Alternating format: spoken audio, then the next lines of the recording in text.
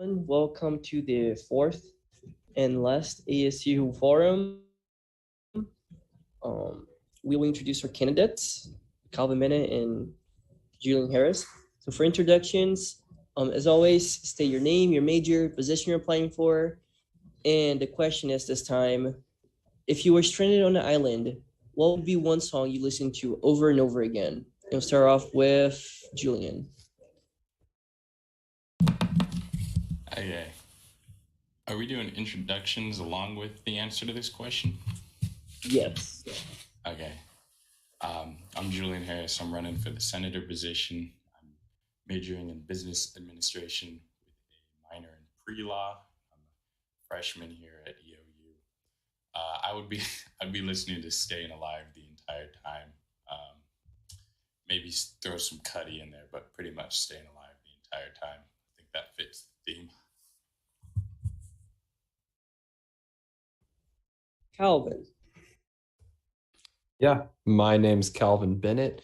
I'm a sophomore here, and I'm a business and communications double major with a minor in political science. And wow, I have been loving the song Is There Someone Else by The Weeknd recently, so maybe that's what I'll pick. I think that's my number one on repeat right now on Spotify, but I'll go with that for now. Alrighty, so we'll jump into our first question. And the first question is, do you plan on keeping tuition below 5%? We'll start off with Julian. Sorry, do you mind repeating that question one more time? Yes, so the question is, how do you plan on keeping tuition increases below 5%? That is a really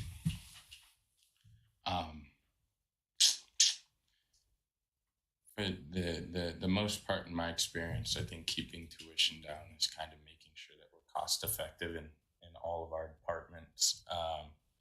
So I know that, for example, maybe we'd have to look at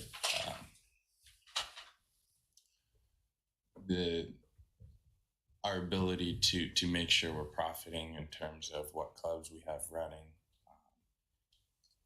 Student enrollment total, that's kind of contradictory, but the more students we have, the less everyone has to pay for the facilities. So advertising to prospective students in Eastern Oregon and the Northwest Pacific area in general, trying to get more students at the school. In terms of on-campus keeping tuition down,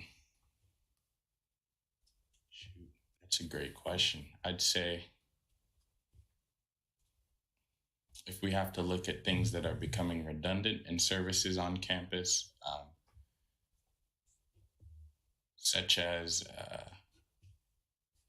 I guess, if there are clubs that aren't meeting their quotas, they aren't keeping students employed and aren't being active, we may have to look at reducing their budgets or spending more on clubs that are attractive to students that are coming to EOU. Those would be my solutions to trying to keep tuition below that percentage.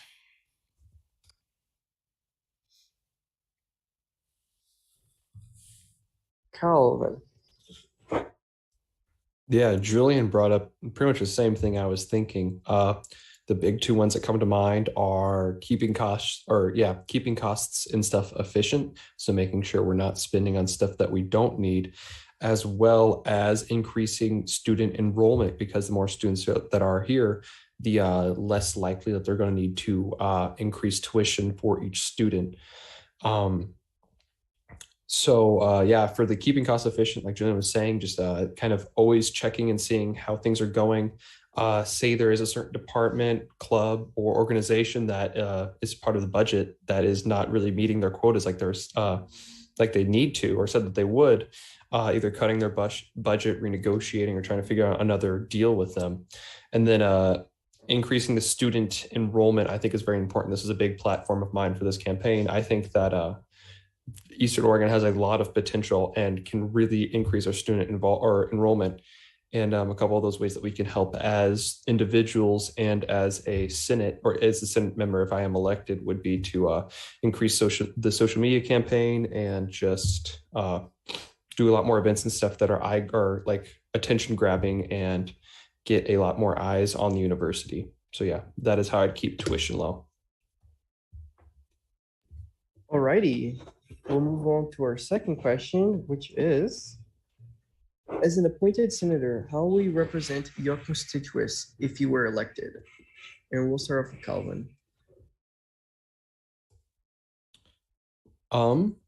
I would, when I represent them, I'm just going to hold true to my values and my morals, and always make sure that I'm keeping them in mind when I'm making decisions on anything, just to be like, oh, how would like this person, how would it affect like certain demographics, certain people, and like just seeing all opinions and sides on a certain issue and making sure it's the best route. Yeah, that's how I represent myself and my constituents if elected senator. Julian. I'd say I'm pretty fortunate in the position. I think senators serve as kind of a direct link between students and the many units and organizations that help run Eastern's campus. So whether that's, I mean, even literally communication with Lacey here in a meeting, communication with the Alexa, our president, I can take complaints even directly. The current president of the United States is Joe Biden.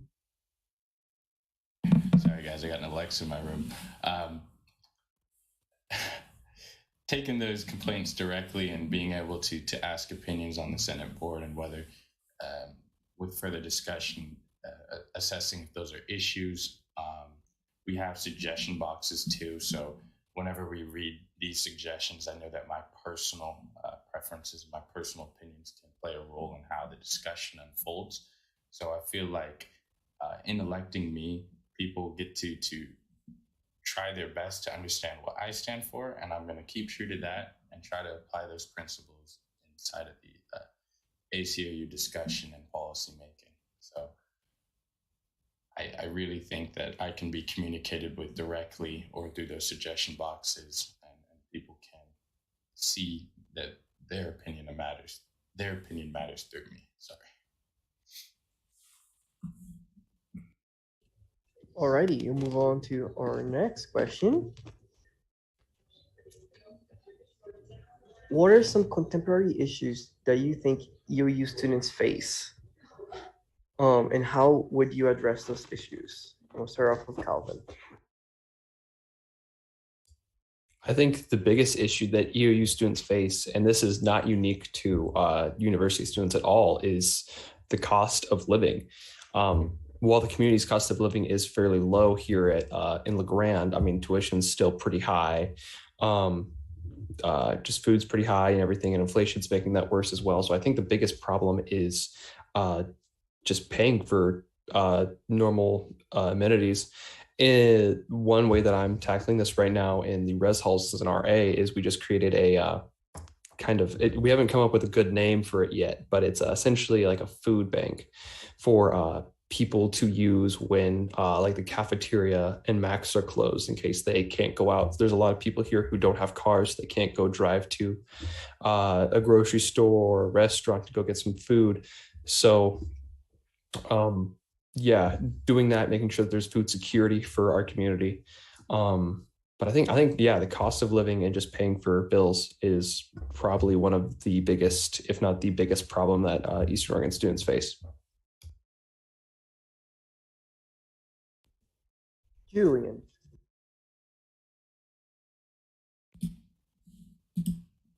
Sorry, Victor, I had to get up and unplug that Alexa. The question was essentially, what is the biggest problem facing EOU students currently? Yeah. And what would you say?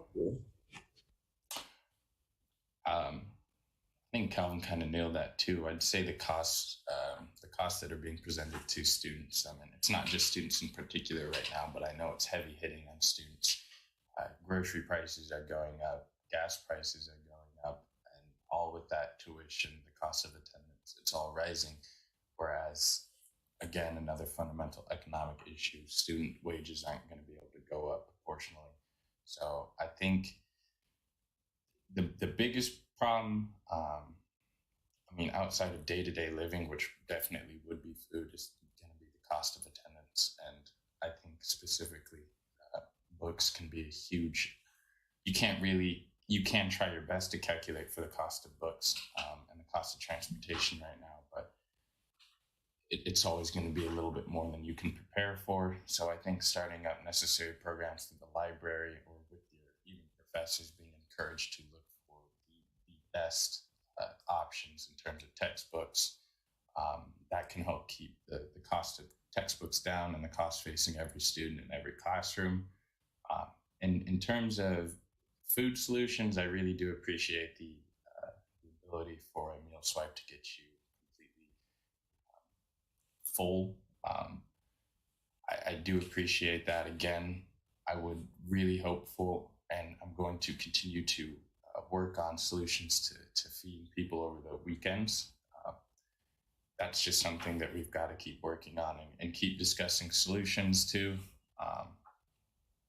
In terms of keeping the cost of tuition down, that's really a campus-wide issue.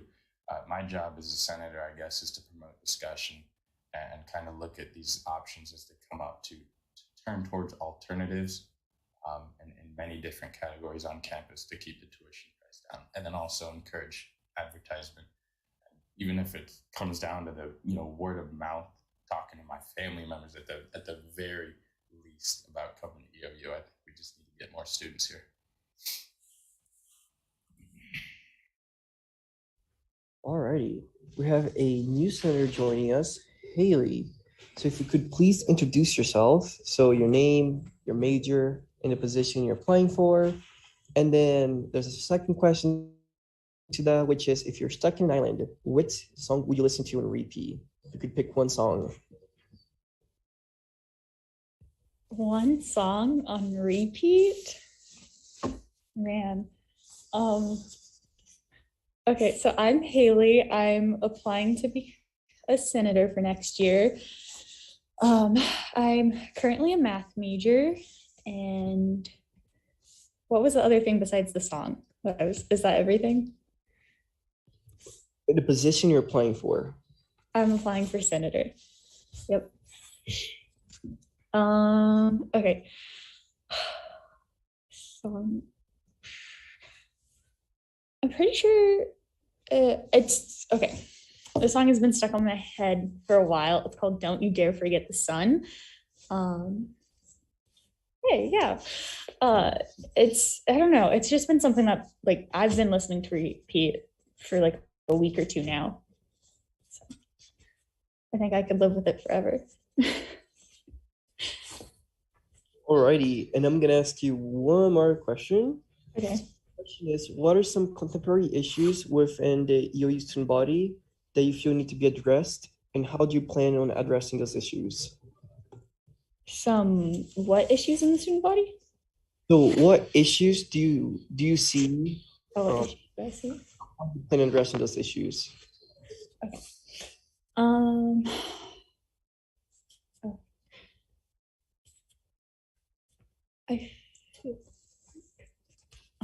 Sorry, I'm processing.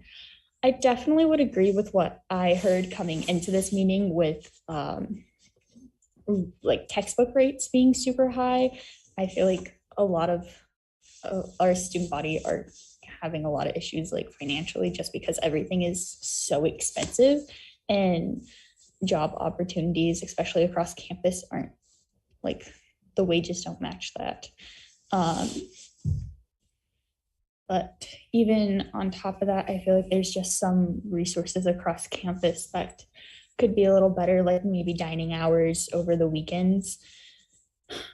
And even during the week, I know quite a few students who still struggle to make it to the cafeteria in time to eat. And so they go without eating, which doesn't seem like a big deal, but when you're going from class to class, food is definitely really important to have in your system.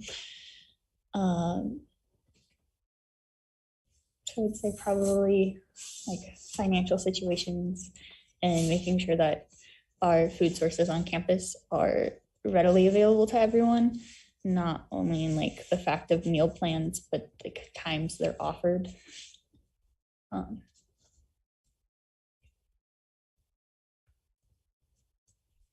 Yeah. Alrighty. So, what are my questions? I lost it. I had a. As members of student government, you represent multiple. You represent the student population. How do you plan on? Okay, sorry, my computer's glitching out. Oh no! Give me a second. Technical issues. Okay, I'm back.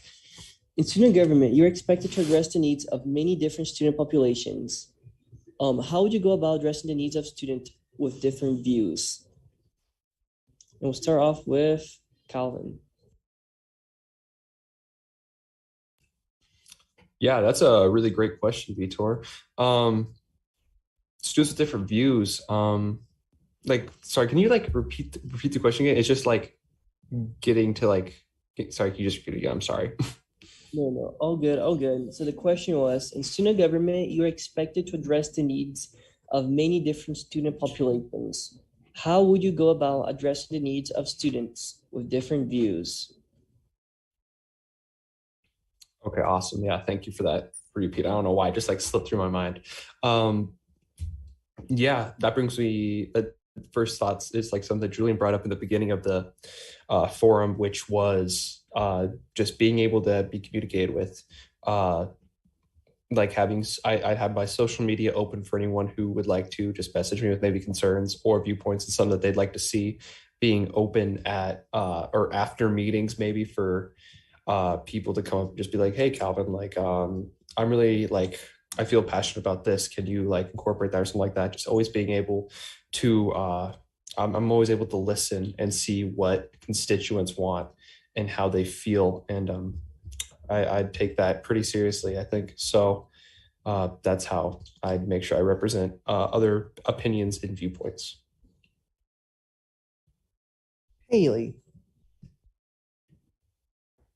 Okay, I agree with Calvin that communication is super duper important. I personally love sitting down and just talking with people. Face-to-face communication is one of my favorite things. I'll spend hours of the day talking to someone.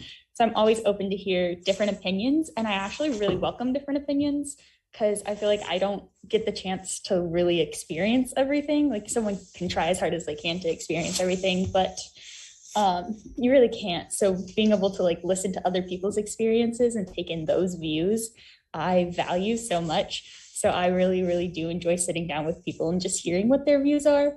And I think it's important to also be able to like, on matters of like difference of opinions, be able to realize where you stand and then also kind of like put that to the side a little bit and like take in other people's stances and see like their points and their opinions, because everyone's opinions really do matter, and you shouldn't be so blinded by your own that you can't see that, especially if you're in a leadership position. So I think it's important to have communication and be open to new ideas and be able to look past your own ideas. I think those are my three big things for that. Julian. I'd say there's really two important ways to me that I'm going to help represent different opinions than my own from many different groups on campus. I think the first one, and it's kind of passive, but I think it's really important to do, is just to be involved with the different communities of students on campus. So if that's athletes or just what you're majoring in. I know I'm a business major. I'm going to be interacting with a lot of other business majors, and they may have the same opinions and the same experiences as me on campus. But I know that I'm going to be able to talk to so many different people that are taking different classes. They're having different professors, and just getting a chat with them, getting to know what their experience is like with these different professors is really important. Communicating with athletes, I think, is important too, because they have a part of this student life that I'm probably never going to have. They have to balance practice, games, all of this. Sometimes they're missing class. So it's important to hear what could we be doing better for them. And then there's, so many more categories: commuter students, non-traditional students, students that aren't fully enrolled, and all of that, and just getting to know people like that, reaching out to them. And the second option, I think, for me is to help spread word of the decisions that we're making, because as much as I want to talk to other people, it doesn't really matter if they don't know what kind of decisions we're making. So if I'm telling them, hey, or if I have some way of spreading the word, which I'll probably do with my social media and through ASEOU, is communicate what kind of decisions we're making so that people can understand, well, this decision is going to influence me in the future. I need to voice up, and I will definitely listen to that. So those are my two ways that I would help represent other people than myself. Alrighty, so plot twist. The next set of questions we'll talk about your experiences at EOU and student enrollment. So the first question is, what do you enjoy most about EOU? And we'll start off with Haley. Honestly, the thing I enjoy most about EOU is the people here. In my K through 12 schooling, I never had any real connections to teachers. I can count the number of teachers that I'd have more than a one sentence conversation with on one hand. So being here and having professors who, when they ask me how my day is going, I feel like that's a genuine question, is so special to me. I really enjoy the connections that I've been able to make on campus. I also really like just the variety of things we have. Like my high school didn't have an ag club. That's pretty cool. And then we also have the vet club and all these different clubs that you can join. There's really just a lot to do. And honestly, sometimes I feel like there's almost too much to experience, but it's great because there's something for everyone to find, and there's so many different kinds of people to talk with. So I really like all the different variety on campus. Julian.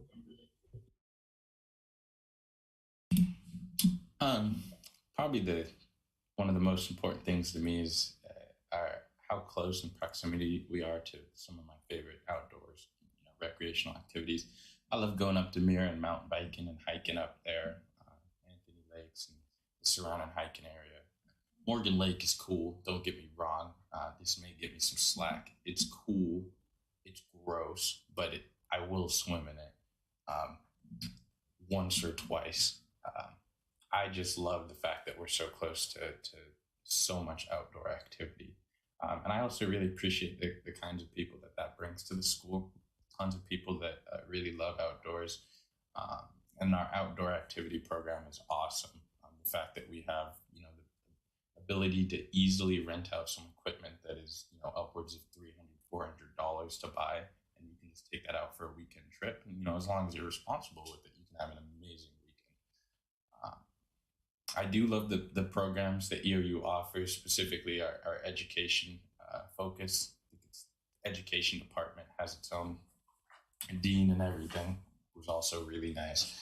I love to see tons of people pursuing that focus, and these people are super selfless, and I think they're going to make amazing teachers, and I love talking to them too. Even though that's not my personal choice of major, I think those people are amazing.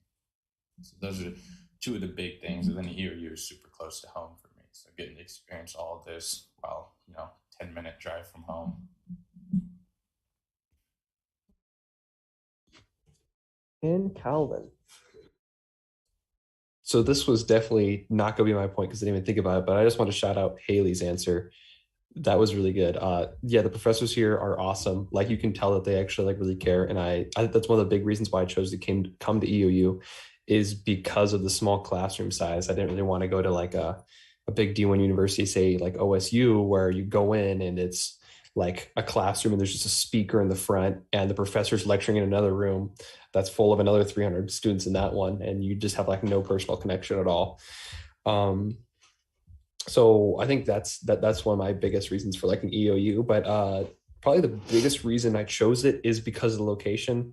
I love the mountains, man. We got like Julian was saying, we got Mira right here, Anthony Lakes, and then we're also super close to some really cool areas, and sitting right on 84, we can I like road tripping and traveling, and being here really lets that happen, where it's like, oh yeah, I can go to Salt Lake City for the weekend, like if I want to, because it's not that far. Like I'm still trying to plan a trip to Yellowstone, because I mean, just take 84 across Idaho and it's right there in Wyoming. So I'd really like to do that. So but yeah, those are some of my favorite things about EOU. And this is a two-part question for you, because I think you're the only return student. I think you kind of answered there. What has been the biggest influence on getting to stay at EOU?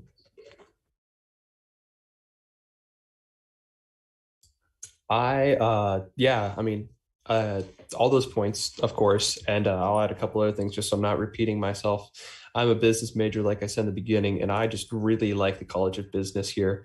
The professors are really cool. I like a lot of my the peers that I have in classes. Really great to work with them and do group projects and stuff. So that was really cool. I That's a big influence. Another one for coming back this year in particular was being a resident assistant in the halls. I got hired last spring, and wanted to come do that and experience college life, like again, without or with less COVID restrictions, because I wasn't able to experience that much stuff last year. And I guess another thing with that is that it is a small university, so there is less chance of like a big problems happening like that, and revolving to COVID. That was kind of a bigger thing when I originally attended here and when I came back, compared to like a D1 university. So yeah, that's probably why I came back. So thank you. All right. Oh, there's people coming. 1 second. Our next question is, EOU is experiencing a decrease in student enrollment. So I guess it's a three-part question. Why do you think that we're seeing enrollment go down, and how can we address this issue? And we'll start off with Julian.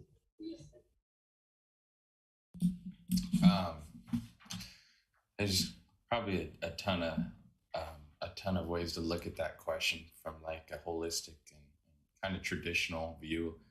I think with my family, a lot of the view is, hey, go to college. I'm a first generation student, so a lot of people like, you need to go to college and continue your education, and that's the key to finding some sort of success. Never really defined what sort of success that is. Maybe they were talking about career, but I know that a lot of parents say that to their children. And I think recent years, higher education has been viewed differently because it is more expensive. It's less accessible to some people. So that's one reason to explain it. But specifically, I guess at EOU, we don't. Now, I come from the Grand, so I'm speaking with love for the community, but we're not a huge community. We are contributing students, but we kind of need to speak to these other communities, maybe Boise, anything that's close to us, because it is very expensive to travel away from home, out-of-state tuition. I think Boise would be out-of-state tuition. But reaching out to these neighboring communities, I think, is really important. I don't know the extent to which we do that currently, but as a senator, I would love to try to expand that, and just to speak to these high schoolers and these prospective students, if they're non-traditional, just what kind of opportunities we have. Because going into Eastern, I didn't know we had clubs that we do. I didn't know we had professors like we do, or the facilities like we do. I did take tours. I was here often, but I think getting to speak to people would help increase that. But that's part of the reason people aren't aware of what we're offering. I think that is part of the reason we have such low enrollment, and it is declining still. And I think probably the third and final reason is it's not economic, and it's not reasonable for some people, because they can just go straight into a career. And that may be the better option for them at this time, just because we can't afford to keep our tuition as low as we want it to. We can't afford to offer the financial assistance that we really need to keep students and prospective students interested in coming and returning. So those are kind of the three main reasons to me that our enrollment's just decreasing. Alrighty, Calvin. Yeah, this is a really cool question. But I think so. I just jotted down a couple of reasons just now on my little notepad here. But I think the first one is just economic trends, and right now, especially with the pandemic, and I guess this kind of ties with social trends between COVID-19 and just the effect it's had on the economy. A lot of people are not going to university because it's not just EOU rates that are going down. There's actually university rates nationwide that are going down. I was just looking into some stuff earlier, and I know there's actually quite a few institutions in the Northeast where there is a little bit more saturation in that market, but that have closed down and have they've just closed their doors. They're no longer. And I think that's part of the trend, and that's something that we can't really control.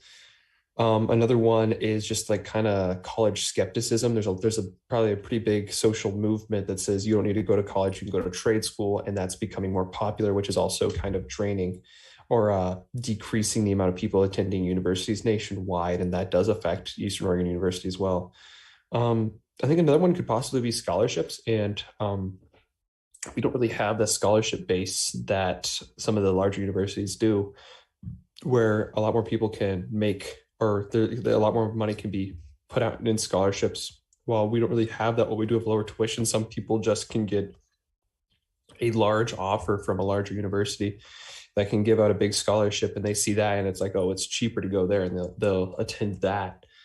And I think my last point is that we're in a really small community, and while I do personally really like LeGrand, I know quite a few people who came here, stayed for a term or two, and said, I can't live here anymore. There's only 12,000 people. I need a bigger city. And another problem with it is it's not really the most like flashy city in our region. One that comes to mind that's closer to my home is Bend, Oregon, where they have COCC, which is this community college there, and then an OSU college as well.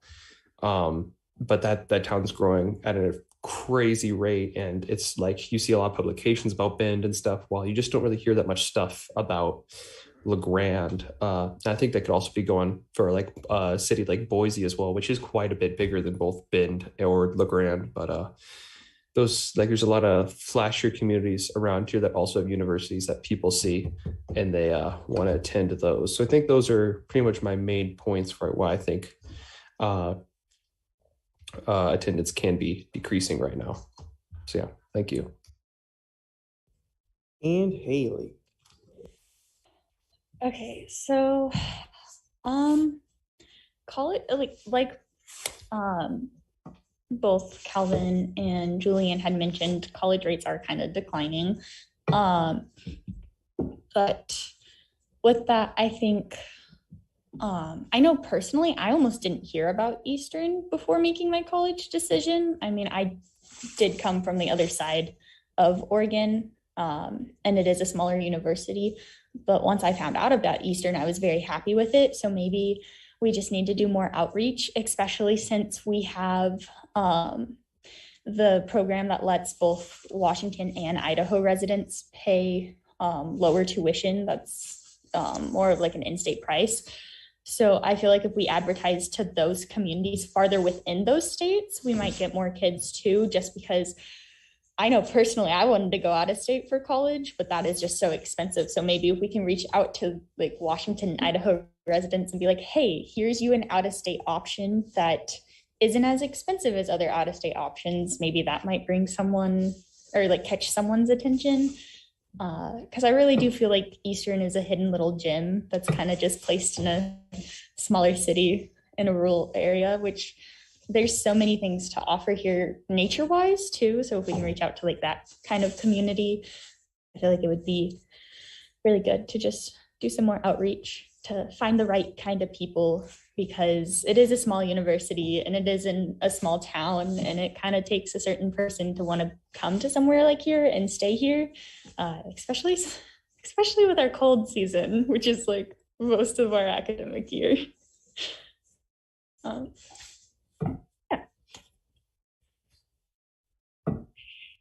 Alrighty, so I'm going to open it up for the Q&A. So if there's any questions, please drop them in the chat, or you can DM me or private message me. That's also okay. If not, I have 2 more questions. So going once, going twice, 3 times. Okay, got 1 more question then. Do you think that EOU provides you with the resources you need? Sorry, do you think that EOU provides students the resources they need to be successful? And what can they do to improve in the aspect? And we'll go backwards. So Haley. I do think Eastern has a lot of really good resources. We have the Learning Center, which is free tutoring for anyone who wants it one-on-one. I think there's group sessions going on right now in them too. And then we have drop-in tutoring if you don't want to go through making an appointment, which is really cool. Like I think that's great that they're so willing to help. We also have professors who have office hours almost daily to daily. So that's always good to be able to talk to your professor and get help. And then like outside of academically, we have the Swipe Drive that is working towards helping with food. And I feel like we could go farther with that. And like, I know there's a couple departments on campus right now looking into food pantries. I believe the Diversity Center is working on something over there related to a food pantry. So I think it would be great to even expand on that maybe if we could. Yeah, I feel like there's just a lot of resources. I know there's mentoring that is there, at least not applying, hiring. They're hiring for mentors right now on Handshake. So I know that is something that's coming up if it's not already. Which is really great because sometimes you just need someone to like go to and be like, hey, you went through this. Do you have any advice? Personally, I feel like that's a very valuable conversation to have. So I think that's really great. And I'm sure there's other resources that I just haven't heard of yet on campus too, but maybe there aren't, and maybe there's some room for improvement. So I'd love to look more into the topic. Calvin. Yeah. I agree with a lot of what Haley said. I think first thing that comes to mind is food, which is just talked about a lot. I mean, I've been to the last couple of forums too, and they have been this has been touched on a lot. There's just food accessibility, which I mean is a basic human necessity, and just having it more open, especially on the weekends or late nights. But yeah, I won't keep talking about that one. Another one I think that needs to get brought up is online classes for upperclassmen. As a business major, I'm starting to look forward, or I'm looking into like my 300 and 400 levels classes, and I'm seeing them, and a lot of them are starting to become online, and it's about like 50% or even more. And so it's really weird to see like the farther I go up, there's more and more online classes, and it's just like getting makes it more expensive, and it makes it like less like accessible, I think. And like less purposeful to be on campus. And so it's kind of challenging to see that and see how many online classes there are. And then the third one, I'd say UU has a lot of resources, and that I think they could be like utilized a lot better though. And I think it's mostly just because the marketing around them isn't the best. Because like I've seen for 2 years now how it works with freshmen who come in is they're moving in on move-in day, and they have like week of welcome and everything's thrown at them. And they have a lot of stuff they're like processing, not only like moving out of college and being their room, or moving into college, being their roommates and all this stuff. And they get just thrown a lot of information, and they're like, learning center, why do I need that? I'll be fine. And like, there's just so much stuff that they have to try to process. And then it's like not really touched upon again later. So I think that's probably the third reason. So yeah, those are my 3 points. Thank you. And Julian.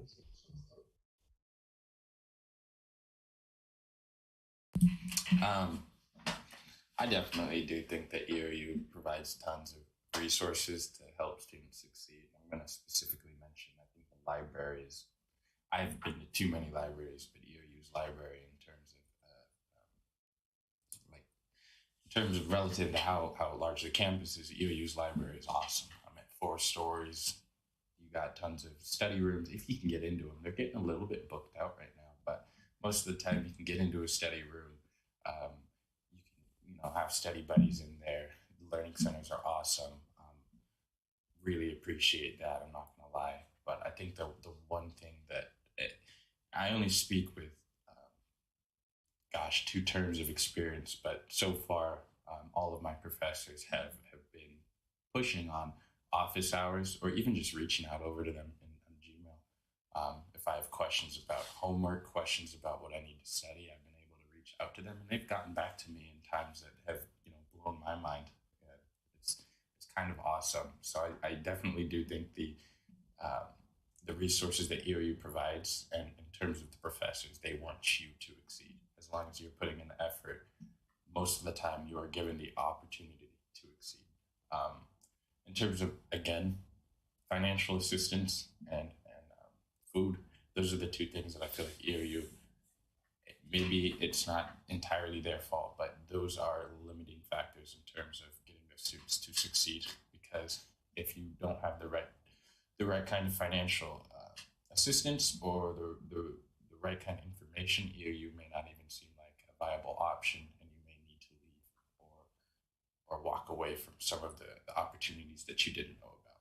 But I do think EOU is doing a great job of offering learning resources. So yes, I do think that they have tons of opportunities for students to succeed. Alrighty, we'll move on to our final question. You guessed it. Do you have any other time commitments? If so, how much time do they take? And we'll go reverse again. So Julian.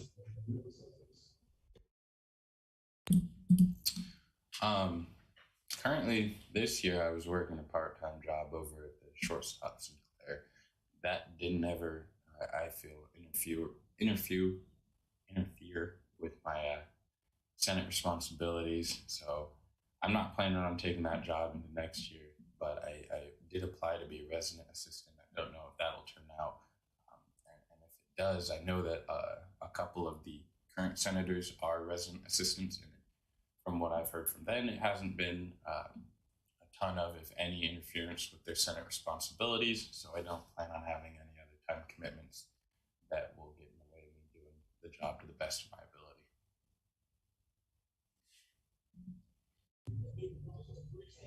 Haley.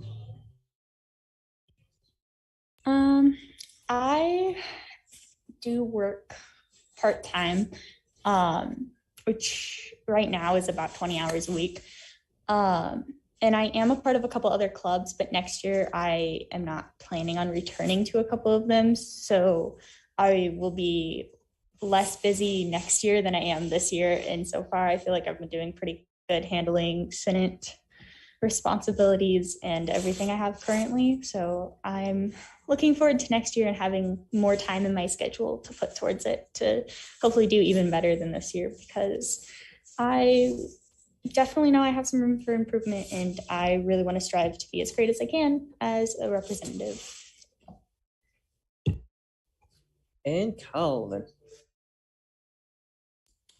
Yeah. I'm a current resident assistant. I'm not reapplying, however. I will more than likely be working part-time next year. However, I will make sure that is not a problem with, or like it won't coincide with being a senator and my duties as that, or in that position. A couple other side projects as well as some extracurriculars and community service. However, those are going to be, I was going to say like freelance. I don't think that's the right word, but essentially I'll create the time schedule for that, so they will not coincide. And I'm about to send my application to be a WOW leader, so I'll see if I can do that, but I don't think that's going to be a problem at all. So, yeah. Alrighty. So I want to thank you everybody for coming to our final ASEOU Forum. Thank you for coming and answering my questions. I appreciate AV to recording and the people who showed up. The election voting system is up right now. If you go on Canvas, you should be able to vote and pick a candidate.